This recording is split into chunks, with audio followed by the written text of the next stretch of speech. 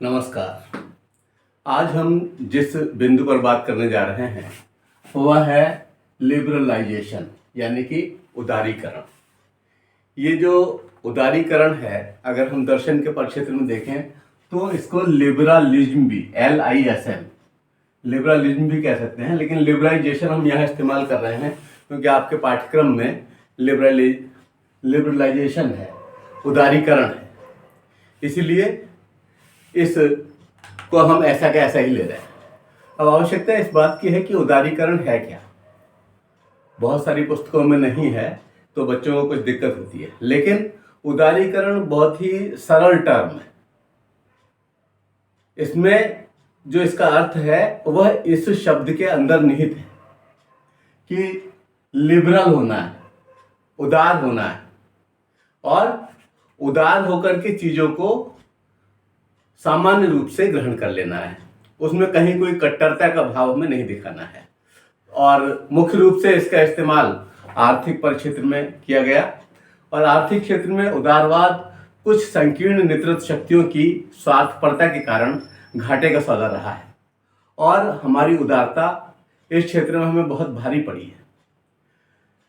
1 रुपया बराबर $1 जब हम आज़ाद हुए थे उस समय था, लेकिन हमारी इस उदारीकरण की व्यवस्था ने हमको कहीं का नहीं छोड़ा, और आज देखिए 80 गुना से ज़्यादा हम देने को विवश हैं।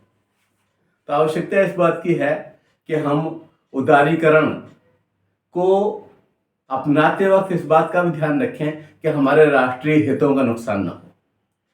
यहाँ पर हम जिस उदारीकरण की बात कर रहे हैं वो शिक्षा के क्षेत्र का उदारीकरण है। पहले राजा, जमींदार, कारिंदे आदि शब्द सामान्य रूप से प्रचलित थे और ये आम थे, और शासक वर्ग व कार्य करने वाले वर्गों के लिए अलग अलग तरह की पढ़ाई की व्यवस्था थी। लेकिन आज अगर आप देखते हैं तो आज इस तरह की व्यवस्था नहीं है। आज सभी लोग सब कुछ अध्ययन कर सकते हैं, और आज अधिकांश जगह लोकतांत्रिक व्यवस्था है और शिक्षा की एक उदार व्यवस्था है जिसमें कहीं कोई भेद नहीं किया गया है इस आधार पर कि वह विशिष्ट है, वह ऊंचा है, वह नीचा है, वह इस जाति का है, उस जाति का है। इस आधार पर हमने कोई भी भेद नहीं किया है। तो ये उदारवादी शिक्षा क्या है, हम इस पर थोड़ा सा विचार कर लेते हैं कि उदारवादी शिक्षा से क्या आशय है। वर्तमान शैक्षिक परिदृश्य यह परिलक्षित करता है कि आज सभी को सभी विषय पढ़ने का अधिकार है। योग्यता, रुचि और आर्थिक क्षमता के आधार पर किसी भी शैक्षिक विषय का ज्ञान प्राप्त किया जा सकता है। इसी को उदारवादी शिक्षा के नाम से हम जानते हैं। प्रसिद्ध शिक्षाविद सुरेश भटनागर जी हुए हैं, लीजेंड हैं हिंदुस्तान के, और इन्होंने मुनिंद जी के साथ में एक सम्मिलित रूप से एक पुस्तक लिखी, और उस पुस्तक समकालीन भारत में शिक्षा में इन्होंने लिखा कि उदार शिक्षा सामान्य शिक्षा है जिसमें साहित्य, कला, संगीत, इतिहास, नीतिशास्त्र, राजनीति आदि की शिक्षा की प्रधानता होती है। इसका हम अगर आंग्ल वर्जन करें तो liberal education is general education in which education of literature, art, music, history, ethics, politics etc has priority. ये परिभाषा अपने आप में कुछ इस तरह की परिभाषा है जिससे कि सामान्य रूप से पता चलता है कि ये एक सामान्य शिक्षा है, और इसमें हमने उन चीज़ों को शामिल नहीं किया है जो कि व्यावसायिक परिक्षेत्र से जुड़ी हुई हैं। इसी वजह से इन्हीं विद्वानों ने एक और परिभाषा दी जिस परिभाषा में इन्होंने उस अंतर को स्पष्ट करने का प्रयास किया है। ये कहते हैं कि उपयोगितावादी शिक्षा में आर्थिक प्रश्न जुड़े होते हैं। अब देखिए, उस लिबरल को, उस उदार शिक्षा को ये अलग मान रहे हैं और उपयोगितावादी शिक्षा को अलग मान रहे हैं। इसीलिए इन्होंने कहा कि उपयोगितावादी शिक्षा में आर्थिक प्रश्न जुड़े होते हैं। यह व्यावसायिक, कार्योन्मुख, क्रिया केंद्रित, अर्थोपार्जन व जीविकोपार्जन के उद्देश्यों को लेकर के चलती है। इसमें कला, शिल्प, व्यवसाय, रोजगार परक विषयों की प्रधानता होती है। इसका आंग्ल वर्जन भी आप सुनिए कि economic questions remain attached to utilitarian education. It runs for the purpose of vocational, work-oriented, activity-oriented, earning a living. There is importance of art, craft, business, employment-oriented subjects in this.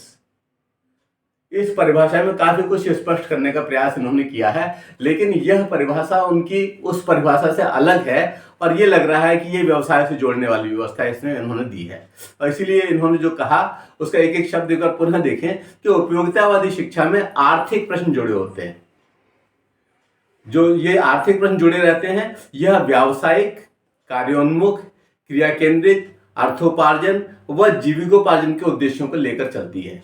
इसमें कला, शिल्प, व्यवसाय, रोजगार परक विषयों की प्रधानता होती है।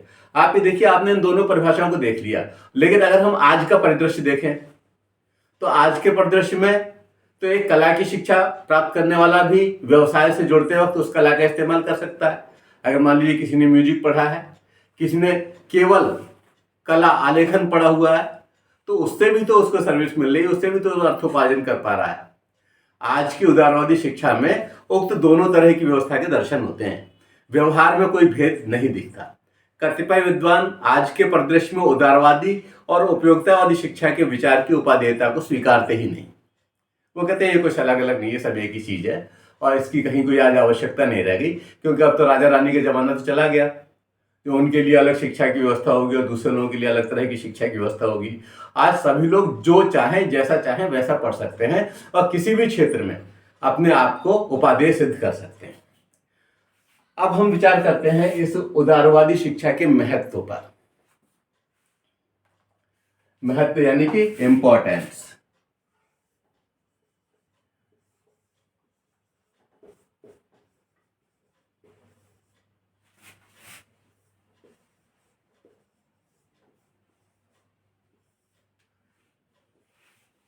महत्व, तो हम इस महत्व को आज के हिसाब से और बड़े व्यावहारिक दृष्टिकोण से देखते हुए चलेंगे और लगभग किताबी भाषाओं से अलग, जैसा कि सामान्य रूप से हम विचार कर सकते हैं। वर्तमान परिदृश्य हमें उदार होने के लिए निर्देशित अवश्य करता है, लेकिन पूर्ण सावधानी की आवश्यकता को नकारा नहीं जा सकता। हमें ध्यान रखना होगा कि हमारी उदारता हमें और आने वाली पीढ़ी के लिए नुकसानदायक न बन पड़े।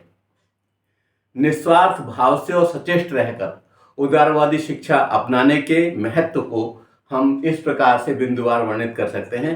एक एक बिंदु को मैं यहां पर रखूंगा और उसको फिर एक्सप्लेन करूंगा। तो सबसे पहले है आत्म अनुशासन स्थापन। आत्म अनुशासन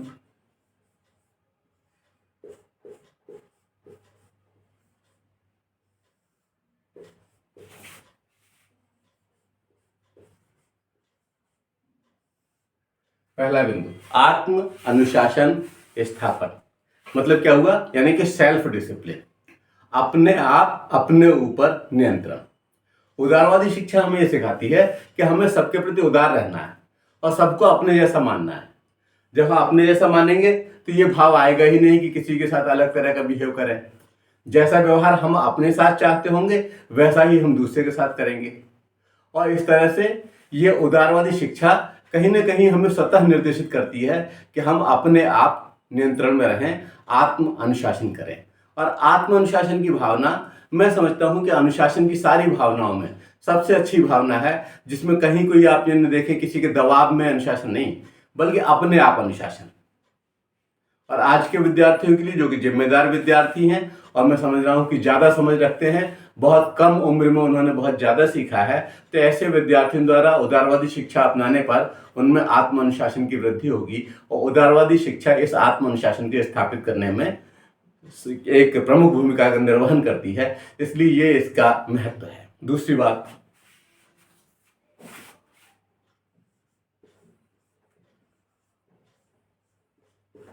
उत्तर दायित्व युक्त स्वतंत्रता।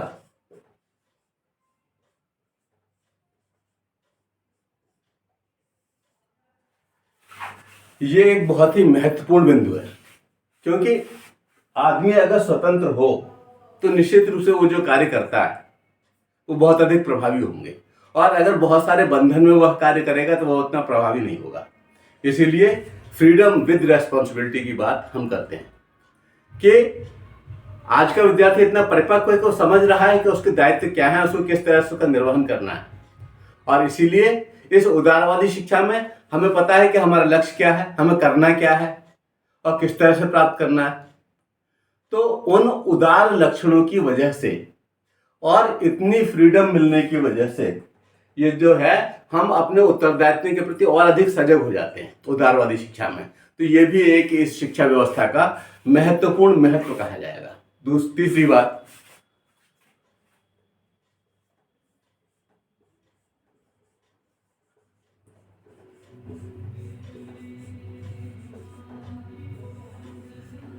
सकारात्मक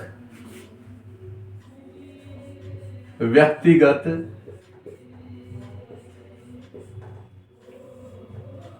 उद्देश्य निर्धारण।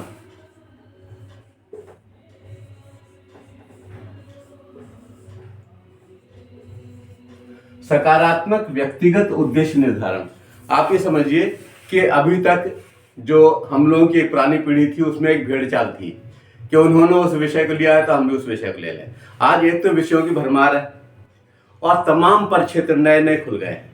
ऐसी स्थिति में उदारतापूर्वक उन शिक्षकों में से किसी का भी चयन किया जाता है, उन शिक्षण विषयों में से। और जो हमारी व्यवस्थाएं हैं जिसमें कई तरह की व्यवस्थाएं चालू हो गई हैं, जिसमें हम डिस्टेंस एजुकेशन के माध्यम से पढ़ रहे हैं, जिसमें जो विषय हमारे उस परिक्षेत्र में गांव में नहीं भी हैं उन विषयों का भी हम अध्ययन कर सकते हैं। ओपन यूनिवर्सिटी आज अस्तित्व में है, आज तरह तरह के विद्यालय अस्तित्व में हैं, तरह तरह के विद्यालयों में अलग अलग विषयों का संयोजन है। तो ऐसी स्थिति में जो भी उसके उद्देश्य हैं उन उद्देश्यों के हिसाब से विषयों का चयन कर सकता है। और इस मामले में शिक्षा उदार हुई है। पहले यही था कि केवल नहीं इसमें से ही चुनना है, तो हमें बाध्यकरण था कि हाँ इसमें से हमें यही लेना है। आज ये चीज खत्म हुई है और इस उदार शिक्षा ने हमें वो अवसर उपलब्ध करा दिए हैं। तो ये एक इसकी महत्ता कही जाएगी कि सकारात्मक व्यक्तिगत उद्देश्य निर्धारण, यानी कि जो पॉजिटिव पर्सनल गोल सेटिंग है वो हम कर सकते हैं और उसके आधार पर ही हम विषयों का चयन कर सकते हैं। तो उदारवादी शिक्षा को इस हेतु हमें धन्यवाद कहना पड़ेगा। और अगली बात, संस्थागत, आज ऐसा नहीं है कि दबाव केवल व्यक्ति पर ही है कि उसी को ही आगे बढ़ना है। आज संस्थाएं भी एक दूसरे से प्रतिस्पर्धा कर रही हैं। तो संस्थाएं भी जो है वो उच्च प्रतिमान स्थापित कर रहे हैं। संस्थागत उच्च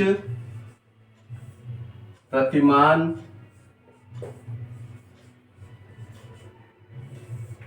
स्थापन।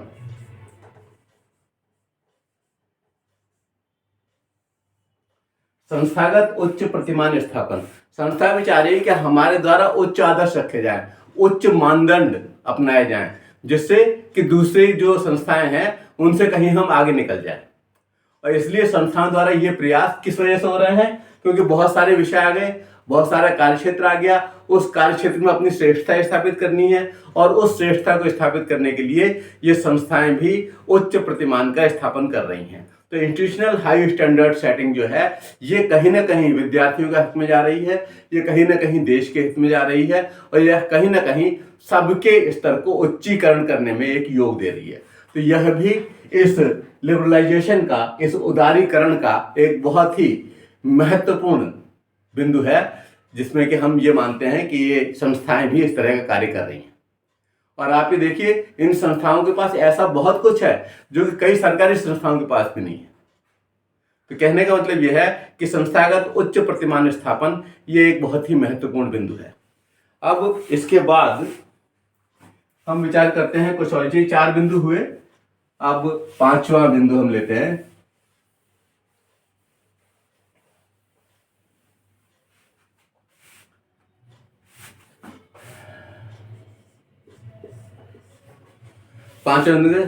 सह अस्तित्व की धारणा का विकास। सह अस्तित्व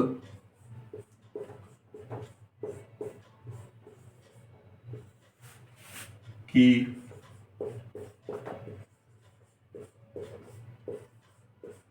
धारणा का विकास।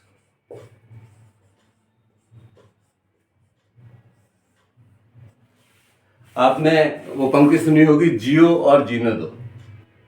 तो ये एक तरह से वही बात है कि सह अस्तित्व की धारणा को इससे बल मिला है कि आपका भी अस्तित्व रहे, हमारी भी अस्तित्व रहे, आपकी संस्कृति की पहचान रहे, हमारी संस्कृति की पहचान रहे, और इस पहचान की वजह से इनकी क्या विशेषताएं हैं, उन विशेषताओं में से अगर कुछ अच्छा लग रहा है तो एक दूसरे एक्सेप्ट कर सके। तो ये संस्थागत उच्च प्रतिमान स्थापन के बाद सह अस्तित्व की धारणा का विकास, यह भी इसकी एक महत्वपूर्ण विशेषता है और एक इसकी महत्व है। यानी कि डेवलपमेंट ऑफ को एग्जिस्टेंस कॉन्सेप्ट ये जो है बल पा रहा है, और इसका बल पाना ये उदारीकरण शिक्षा की एक विशेष विशेषता कही जाएगी। अगली बात,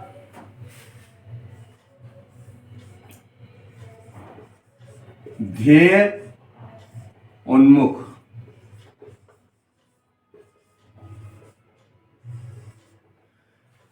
ध्येय उन्मुख यानी कि ये आपके उद्देश्य के प्रति समर्पित है और आपको अंततः उस क्षेत्र विशेष में विशेषज्ञ बना देता है।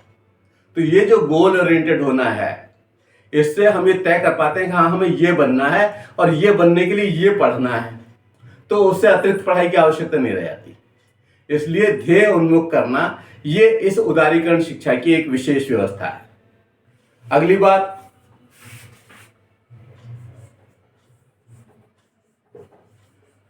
स्वावलंबन व उच्च आदर्श स्थापन।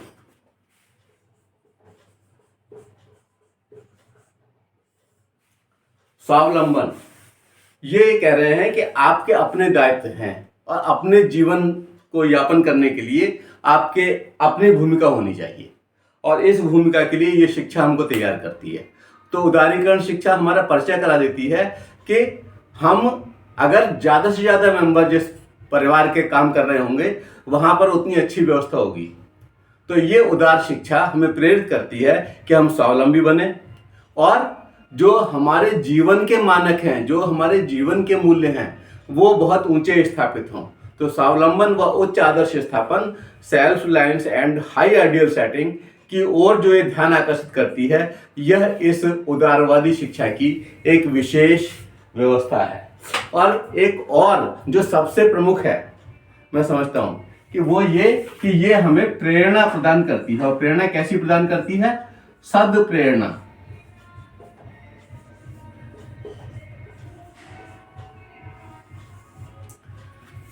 किसी का हक नहीं मारना है, किसी की टांग नहीं खींचनी है, किसी को पीछे नहीं उतारना है, बल्कि सभी अपने अपने क्षेत्र में आगे बढ़ें। और इससे होगा क्या? इससे स्वस्थ प्रतिस्पर्धा स्थापित होगी। स्वस्थ प्रतिस्पर्धा होना ये बहुत आवश्यक है। और इसकी ये सत्प्रेरणा, अगर मान लीजिए किसी धर्म में कोई बात अच्छी है तो हमें वो अच्छी लग रही है तो हम उससे ले लें। अगर किसी दूसरे देश ने किसी क्षेत्र में बहुत अच्छा काम किया है तो हम उससे सीख लें, क्योंकि उदारवाद में कहीं कुछ संकुचित तो रह ही नहीं गया, सब सबका हो गया। और सब सबका हो जाना ये एक बड़ी बात है। अगर मान लीजिए कोई शोध हो रहा है बाहर, कोई अलग जगह कोई काम हो रहा है, हमें उसी बिजली की गति से वो पता चल रहा है। और उदार व्यवस्था इतनी कि आप अगर उससे जानकारी लेना चाह रहे हैं तो आप उससे गूगल से आप उससे सर्च करके और उसको अपने शोध के लिए भी इस्तेमाल कर सकते हैं। तो हमें प्रेरणा देने वाला एक बहुत बड़ा आकाश खुल गया है। तो आवश्यकता इस बात की है कि हम इस उदारवादी शिक्षा में देने और लेने के लिए तैयार हो जाएं। जो हमने किया है वह सबका है, जो सबने किया है वह हमारा है। और आप ये देखिए बहुत छोटी छोटी बातें अपने सुभाष तान का कि अयम निजः परो वेति गणना लघु चेत साम उदार चरिताना तो वसुधैव कुटुंबकम। तो वही उदार चरित्र का जो स्थायित्व है वह यहाँ पर प्रबल हो रहा है। और इसलिए सद प्रेरणा यानी कि हमें सबको मोटिवेशन मिल रहा है कि हम अपने परिक्षेत्र में विशेष रूप से विशिष्ट जानने के लिए अपने आप को तैयार कर सकें। तो ये कुछ बिंदु हुए। एक और बिंदु इसमें लिया जा सकता है और उसे हम 9वें बिंदु के रूप में स्थान दे रहे हैं।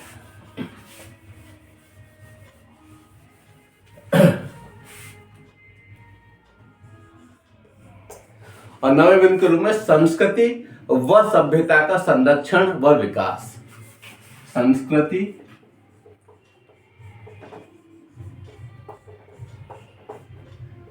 वह सभ्यता का संरक्षण व विकास। इसमें दोनों ही बिंदु बहुत ही महत्वपूर्ण है, संरक्षण भी और विकास भी। यानी कि अब तक जो हमारी संस्कृति ने तलाशा है, अब तक जितनी हमारी जो विकास की यात्रा रही है, उस विकास की यात्रा के आधार पर उसको हम संरक्षित करें। आप समझिए वो समय चला गया जबकि कुछ क्रूर प्रजातियां आई और उन्होंने नालंदा, नादिया, जगतदला इनकी लाइब्रेरीज को ही नष्ट कर दिया, उनमें आग लगा दी, 6-6 महीने तक लाइब्रेरी जलती रही।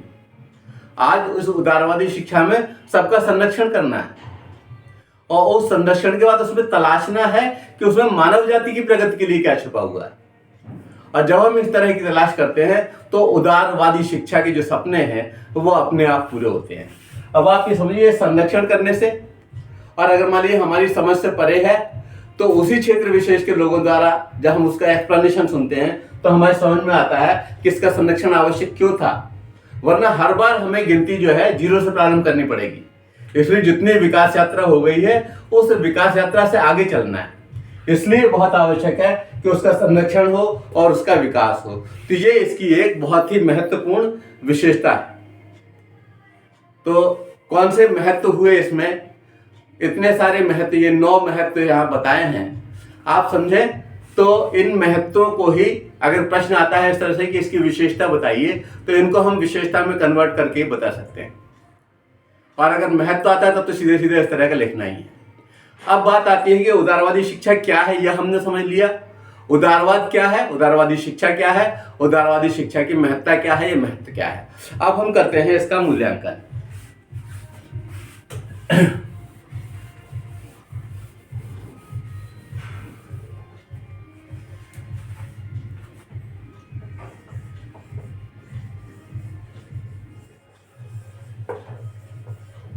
इवैल्यूएशन यानी कि मूल्यांकन।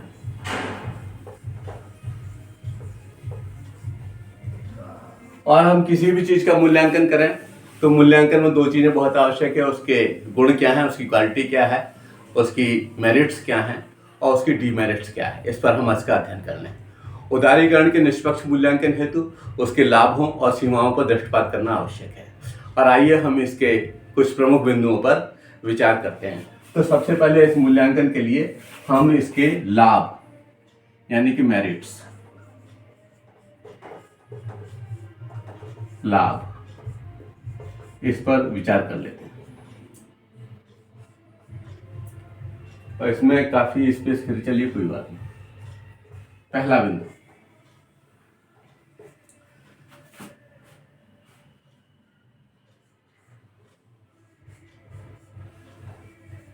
स्वस्थ प्रतिस्पर्धा।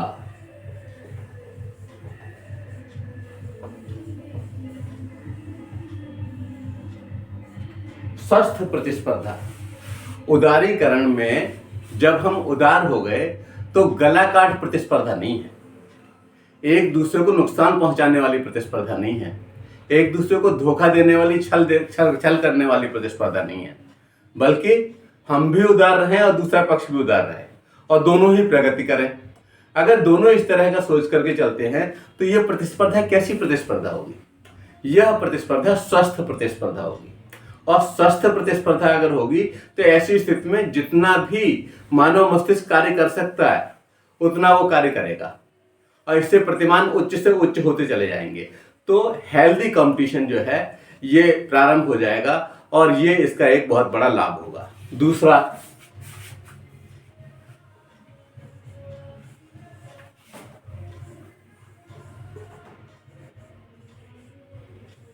विश्व स्तरीय उत्पादन।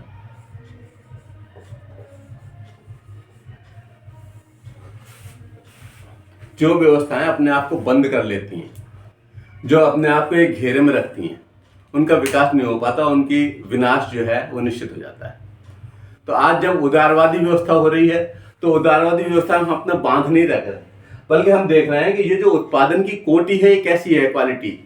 अगर मान लीजिए पूरे विश्व के बाजार में किसी को खपाना है तो उसके लिए उसकी क्वालिटी उम्दा होनी चाहिए और देशों का उत्पादन भी आए, आपके देश का भी उत्पादन पहुंचे। उस उत्पादन में जो अच्छा होगा वो बिकेगा, वो लाभ कमा करके लौटेगा। तो ये उदारवादी शिक्षा की एक बहुत बड़ा लाभ है कि हम अपने क्वालिटी में सुधार करते रहेंगे तो वर्ल्ड क्लास प्रोडक्शन होगा। तो वर्ल्ड क्लास प्रोडक्शन होने की वजह से हमारे उस क्षेत्र विशेष का विशेष उत्थान हो जाएगा, क्योंकि कंपटीशन के बाद हमने उस स्थिति को प्राप्त किया है जिसमें कि हम वह उत्पादन बना पाए हैं जो कि खप रहा है आराम से। अब दूसरी बात जब हम ये देखेंगे कि हाँ इसकी मांग बढ़ रही है, तो फिर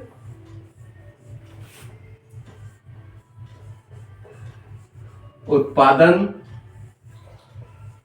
क्षमता में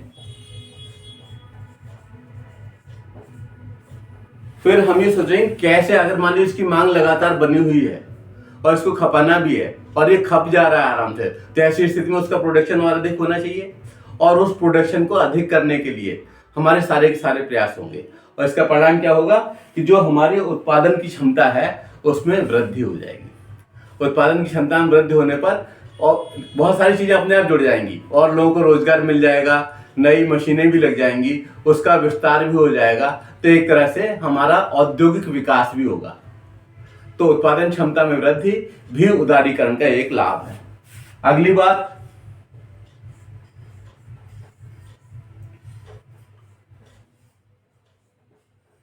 तुलनात्मक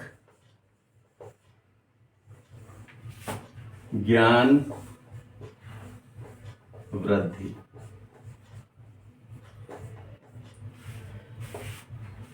विश्व स्तरीय उत्पादन कर लिया, उत्पादन क्षमता में वृद्धि हुई और ऐसे क्षेत्र में आप समझिए, हम चूंकि शैक्षिक परिक्षेत्र की बात कर रहे हैं तो शैक्षिक परिक्षेत्र में हम केवल वहीं तक सीमित नहीं रहेंगे कि हमने क्या तलाश लिया है कि हमारे देश में क्या है। हम उस विषय पर पूरे विश्व में क्या क्या कहा गया है, उसमें से कौन से बिंदु हमारी परिस्थितियों में ग्रहण करने के योग्य हैं, हम उन सब पर विचार करेंगे। और ये सब विचार करने में क्या होगा, ये कंपैरेटिव स्टडी हो जाएगी। तुलनात्मक ज्ञान में वृद्धि यानी कंपैरेटिव कॉग्निटिव ग्रोथ, ये हमें देखने को मिलेगी। और जब हम इस तरह की तुलना करेंगे तो केवल हम ही थोड़ी करेंगे, दूसरे लोग भी जो देख रहे हैं, दूसरे भी जो क्षेत्र के लोग हैं, दूसरे देश के लोग हैं, वह भी इस तरह की कंपैरेटिव स्टडी करेंगे। तो जब वो भी कंपैरेटिव स्टडी करेंगे, हम भी कंपैरेटिव स्टडी करेंगे और उस ज्ञान में हम वृद्धि करेंगे। उसके बाद उससे निकाल करके उसके सार के रूप में अगर मान लीजिए हमने कुछ तलाश लिया तो वो तलाश भी हम उनको बता देंगे। ऐसी स्थिति में फिर वो भी उससे आगे बढ़ने का प्रयास करेंगे। तो ये एक स्वस्थ विकासात्मक पॉजिटिव प्रतिस्पर्धा हो जाएगी और इससे ज्ञान का बहुत ऊंचा विकास हो जाएगा। तो ये तुलनात्मक ज्ञान वृद्धि, कंपैरेटिव कॉग्निटिव ग्रोथ, ये निश्चित हो जाएगी और निश्चित रूप से जल्दी ही मानव जाति उच्च सोपानों को, उच्च स्थिति को प्राप्त कर पाएगी। अगली बात, इससे एक और बहुत ही महत्वपूर्ण बात होगी जो कि उच्च शिक्षा के परिक्षेत्र में होगी और वह है शोध स्तर का उच्चीकरण।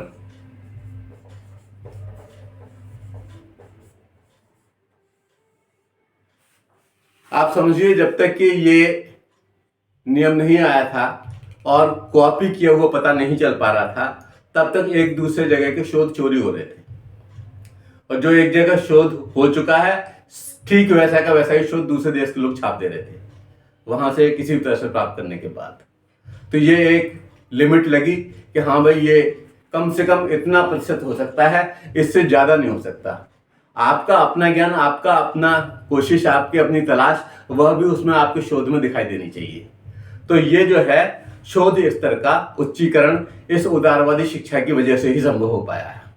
अगली बात कि अब ये शोध स्तर का जो उच्चीकरण हुआ, इससे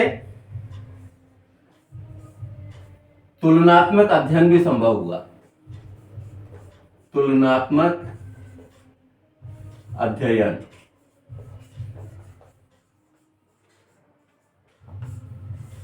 तुलनात्मक अध्ययन हम तुलनात्मक शोध अध्ययन भी कहते हैं। तो तुलनात्मक अध्ययन जो है ये संभव हुआ।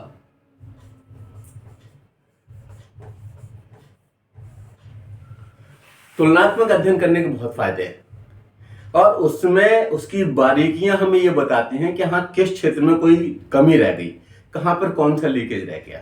और चूंकि बहुत बड़ा क्षेत्र हो जाता है उदारीकरण की वजह से, हम अपने तक सीमित नहीं रहते, दुनिया अपने तक सीमित नहीं रहती, सारा का सारा ज्ञान संपूर्ण मानवों के बीच बढ़ जाता है। तो ऐसी स्थिति में इस उदार सोच की वजह से ज्ञान का उन परिक्षेत्रों में भी विकास संभव हो पाता है जिन डायमेंशंस को प्राप्त करने में सदियां लग जाती। तो आप ये समझिए कि आज जो एक जगह शोध होता है वो दूसरी जगह पता चलता है इस उदारवादी व्यवस्था की वजह से, और इस उदार शिक्षा की वजह से ही हम अपने शोध को भी दूसरे के साथ बांटते हैं। तो जो तुलनात्मक स्टडी, जो कंपैरेटिव स्टडी पॉसिबल हुई है, उसका पूरे विश्व को लाभ मिला है और इसमें हम इस उदारीकरण शिक्षा के इस लाभ को भूल नहीं सकते और ये बहुत आवश्यक भी है। संपूर्ण मानव जाति के उत्थान के लिए बहुत आवश्यक भी है। तो जहां इसके बहुत से लाभ हैं वहां इसकी कुछ कमियां भी हैं। आइए इस उदारीकरण की सीमाओं पर विचार करते हैं।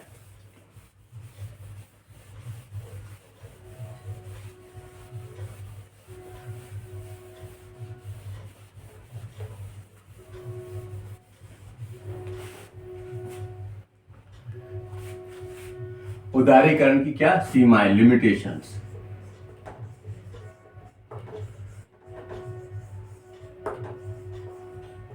लिमिटेशंस, सीमाएं।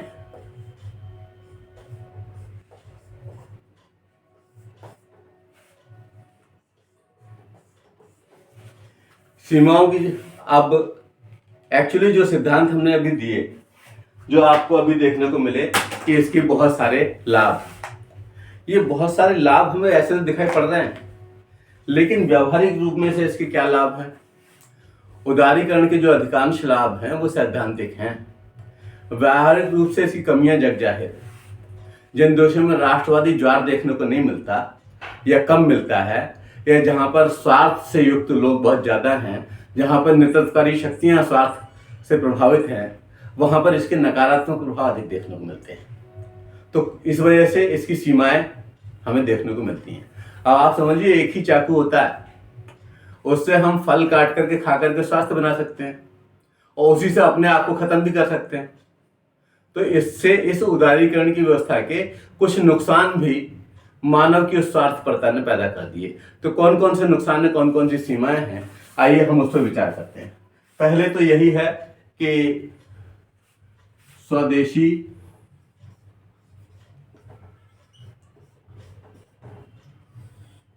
उद्योगों पर संकट।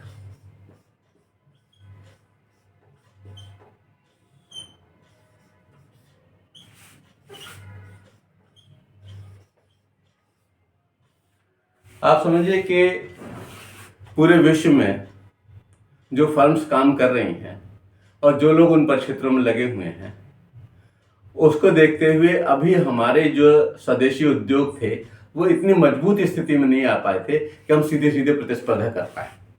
और इसका दुष्परिणाम क्या हुआ? इसका दुष्परिणाम ये होगा बहुत सारे स्वदेशी उद्योग खत्म हो गए। उधर अंग्रेजों के समय में बहुत से लघु उद्योग, कुटीर उद्योग खत्म हुए थे, लेकिन आज हम देख रहे हैं कि बड़ी बड़ी फर्म्स भी बंद हो गई। जिन क्षेत्रों में जूट का उत्पादन होता था बहुत बड़े रूप में, वहां पर वो इकाइयां पूरी तरह से बंद पड़ी हैं, ठप पड़ी हुई हैं। आखिर क्या कॉज है? क्योंकि हम विश्व स्तर पर प्रतिस्पर्धा करने में कहीं अक्षम रहे, उतनी तैयारी नहीं कर पाए। तो ये जो है स्वदेशी उद्योगों पर जो संकट आया है, क्राइसिस ऑन इंडिजिनियस इंडस्ट्रीज, तो ये एक खतरनाक बात है कि हमें एक ऐसी पॉलिसी बनानी चाहिए थी जिससे कि हमारे उद्योग धंधे डूबते नहीं। तो स्वदेशी उद्योगों पर संकट आना, ये इस उदारीकरण की व्यवस्था की एक सीमा कही जाएगी कि हमने रास्ते सबके लिए खोल दिए, बाजार सब जगह के लिए उपलब्ध करा दिया और ऐसी स्थिति में हमने पहले से अपनी तैयारी नहीं करी। दूसरी बात बहुत ही महत्वपूर्ण है और वह है कि बहुराष्ट्रीय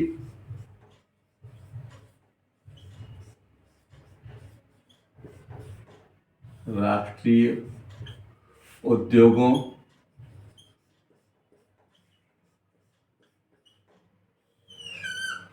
बहुराष्ट्रीय उद्योग से मतलब जो है कि जो बहुत सारे राष्ट्रों में जो उद्योग स्थापित हैं और एक ही इकाई द्वारा लगाए गए हैं का बेलगाम बहुराष्ट्रीय उद्योगों का बेलगाम प्रभाव।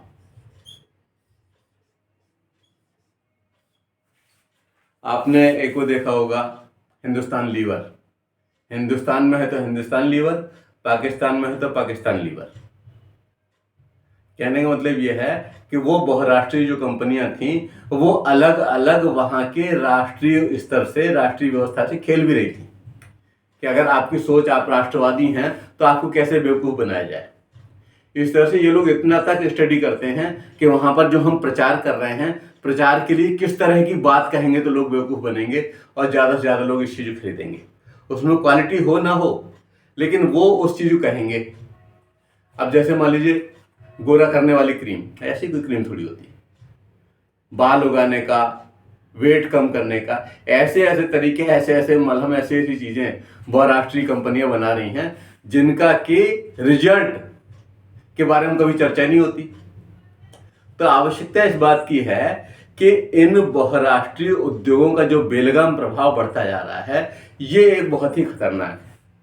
और कई चीजों में तो ऐसे केमिकल्स मिले हुए हैं जो कि मानव के स्वास्थ्य को बहुत अधिक नुकसान पहुंचा रहे हैं। दवा के परिक्षेत्र में ऐसी बहुत सी बहुराष्ट्रीय कंपनियां हैं जो कि दवाएं कई देशों में प्रतिबंधित हैं और भारत में खुलेआम बिकती हैं। भारत के लोगों का शरीर खराब होता है उससे। कई चीजों में बहुत अधिक मात्रा स्टेरॉइड क्यों होना, जबकि उसका विकल्प हो सकता है, तो स्टेरॉइड वाली चीज क्यों इस्तेमाल की जाए जिसका कि शरीर के कई अंगों पर दुष्प्रभाव पड़ना 100% तय है। तो ऐसी स्थिति में नेचुरल या प्राकृतिक चीजों को लिया जाए वो ज्यादा अच्छा रहेगा। अगली बात बहुत ही इंपॉर्टेंट, जिसे कहने से सारी किताबें बचना चाहेंगी, वो है शोध साहित्य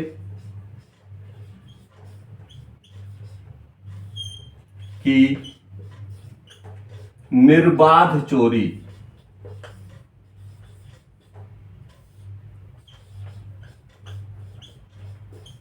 आप सोच रहे होंगे अभी कहा था कि शोध में बहुत उच्चीकरण होगा, आप इस तरह की बात कर रहे हैं। आप ये देखिए वही तू डाल डाल में पात पात वाली स्थिति है। उन्होंने कोई तरीका बनाया तो अब इस तरह के ऐप आ गए हैं जिसमें कि आप उसको कन्वर्ट करके, उसको बदल करके आप इस तरह की स्थिति में ला सकते हैं कि आपको वो पकड़ में नहीं आएगा। तो जो प्लेगरिज्म है उस पर भी संकट आ गया और उन ऐप्स ने ऐसी व्यवस्था बना दी जिससे कि वो चीज पकड़ में नहीं आएगी। तो इससे क्या होगा, इससे तो निर्बाध चोरी होने लगेगी। एक तो शोध साहित्य सबकी पहुंच में आ गया, अब पहुंच में आ गया उसके बाद फिर इस तरह की व्यवस्था लागू हो जाए तो ये तो बहुत खतरनाक बात हो गई। और इससे होगा क्या, जिसने ओरिजिनल वो शोध किया है वो कितना अधिक हतोत्साहित होगा कि किया तो उसने है और उसके उसी भाव को चुरा करके इस तरीके से लिख दिया गया है। तो ये इसकी एक बहुत बड़ी कमी है। एक ये और एक है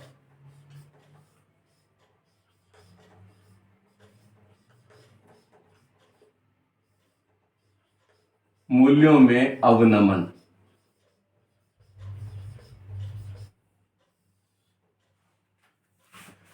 हर क्षेत्र की अपनी परंपराएं होती हैं, अपनी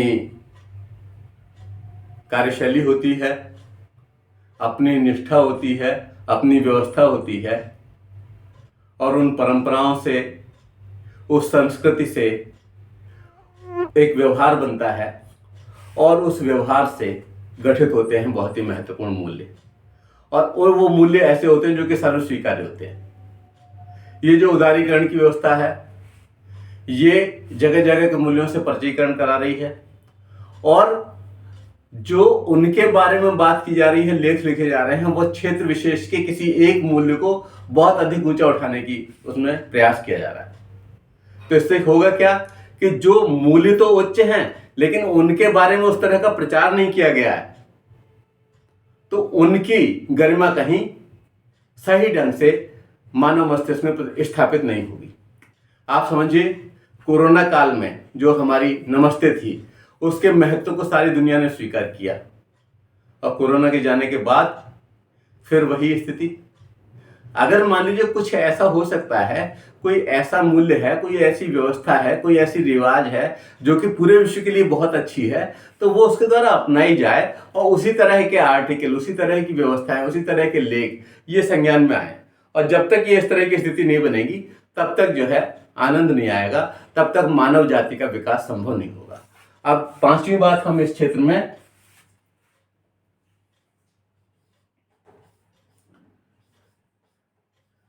राजनीतिक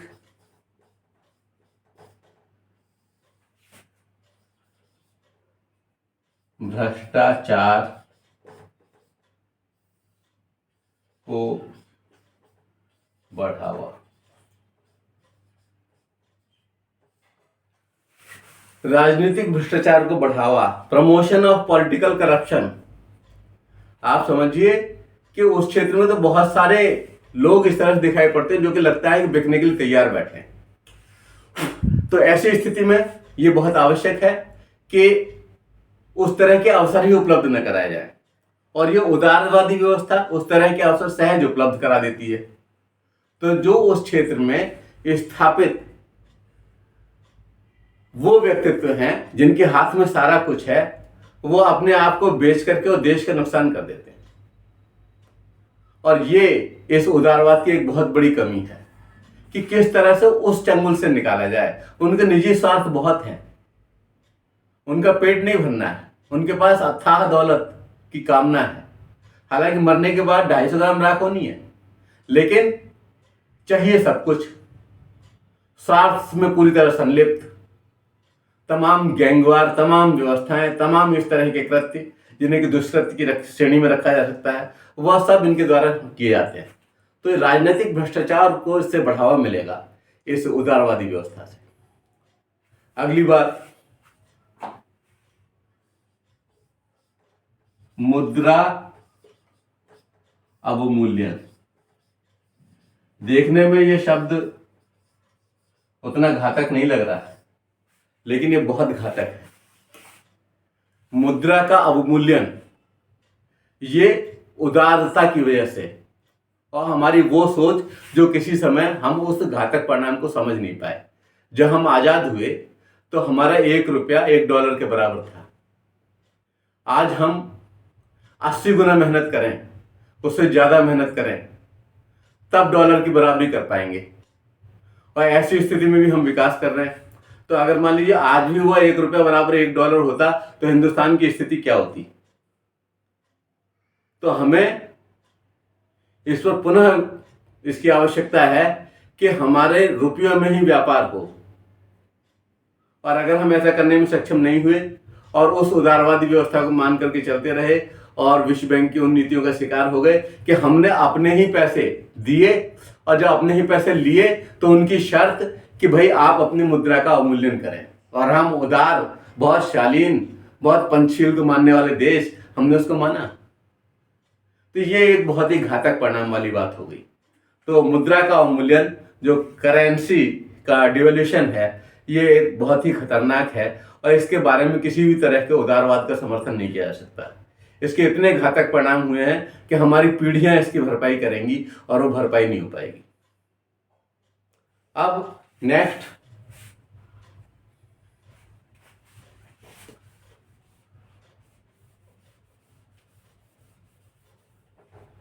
छह हो गए, 7वां, राष्ट्रीय हितों का ह्रास। यह भी एक बहुत ही खतरनाक सीमा है इसकी कि जिनके हाथ में अधिकार हैं वो अपने स्वार्थ में डूबे हुए हैं, राष्ट्र हित की जगह स्वहित को ऊंचा मान रहे हैं। तो जो लॉस ऑफ नेशनल इंटरेस्ट है, इसकी भरपाई कैसे होगी? हटाने के लिए 5 साल बाद इलेक्शन होते हैं। अगर उसी समय कुछ कर दिया तो व्यक्ति अराजक कहलाएगा। तो आवश्यकता इस बात की है कि हम इतने उदार ना हो कि राष्ट्र के हित का ह्रास होने लगे और हमारे उदार होने की वजह से बहुत सारे राष्ट्रीय हित स्वाहा हो गए और बहुत बड़ा नुकसान हो गया। कई बार कई ऐसे आयात होते हैं जिसकी आवश्यकता नहीं होती। भारत को सौंदर्य प्रसाधन के आयात की आवश्यकता नहीं है, अरबों रुपया हम इस पर खर्च करते हैं। भारत में प्राकृतिक बहुत कुछ है, हम प्राकृतिक रूप से बहुत धनी हैं और अगर तलाशा जाए तो सब कुछ इसमें मिल जाएगा, लेकिन उस क्षेत्र में कार्य उतना नहीं हुआ और उसका परिणाम ये हुआ कि बहुत सारे उदारवादी व्यवस्था के तहत राष्ट्रीय हित को ह्रास करने वाले निर्णय हमने लिए। अगली बात,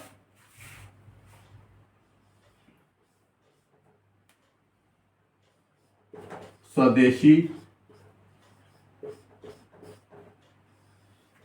तकनीक यानी जो हमारे यहाँ के लोग हैं और वो जो इस तरह की तकनीक ढूंढ पा रहे हैं उसको जो है इससे नुकसान हो गया और उन्हें हतोत्साहन मिला एक तरह से।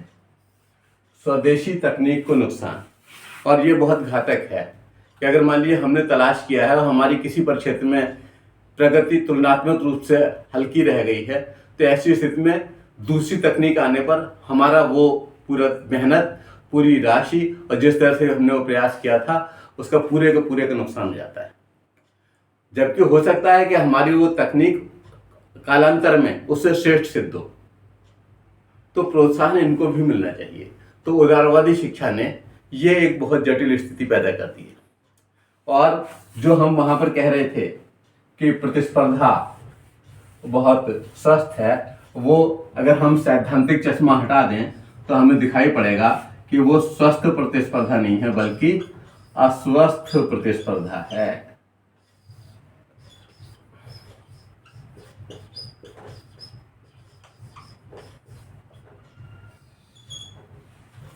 स्वस्थ प्रतिस्पर्धा होती तो हमारे पास बेसिक चीजें भी तो बराबर होनी चाहिए।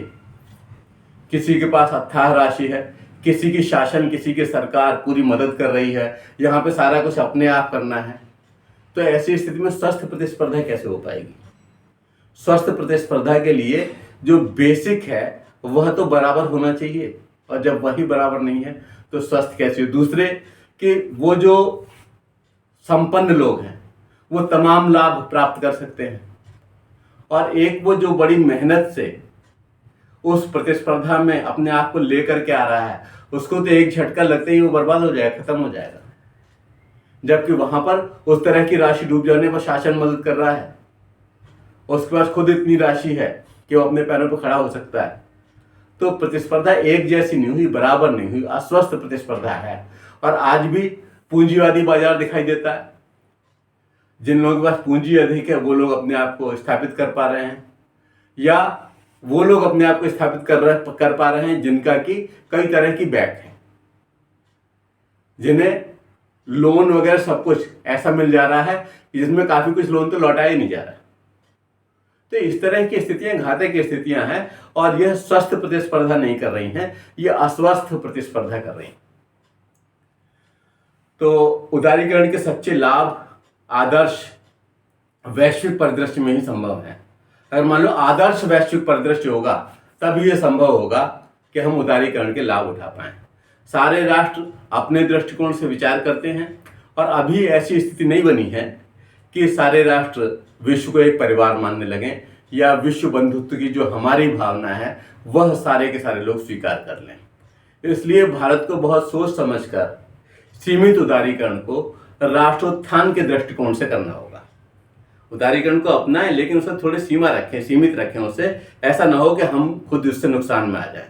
स्वयं पहल करके विश्व स्तरीय नेतृत्व को दिशा तो दी जा सकती है, लेकिन हमें यह भी ध्यान रखना होगा कि हवन करते हुए हमारे हाथ नहीं जलने चाहिए। तो आपने अभी देखा और जाना इस उदारीकरण के संबंध में, लिबरलिज्म या लिबरलाइजेशन के संदर्भ में, और इसके बारे में अगर आपको लिखा हुआ प्राप्त करना है तो educationacharya.com पर उपलब्ध रहेगा। जय हिंद, जय भारत, धन्यवाद।